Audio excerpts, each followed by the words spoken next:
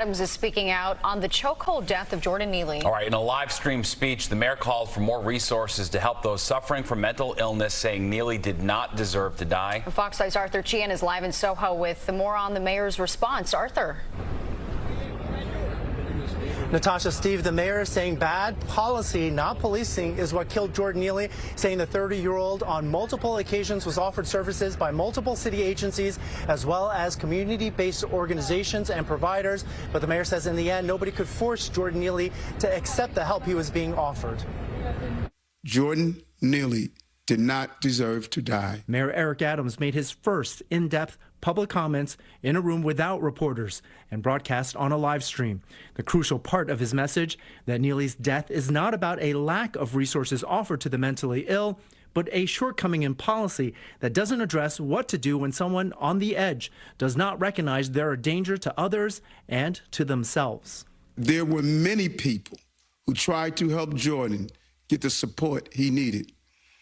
But the tragic reality of severe mental illness is that some who suffer from it are at times unaware of their own need for care. Which leads to a cycle of violence, the mayor says, where individuals like Neely can be the perpetrator of the violence or the victim of it. Neely had a history of over 40 arrests, many of them in the subways, several of them violent, including 3 unprovoked assaults on women.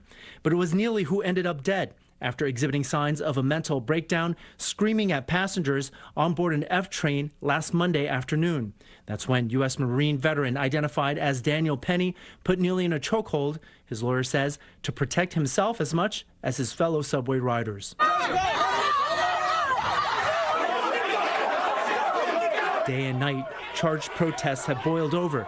The NYPD tonight has identified an additional round of suspects they're looking for from Saturday's demonstration that spilled over onto the subway tracks.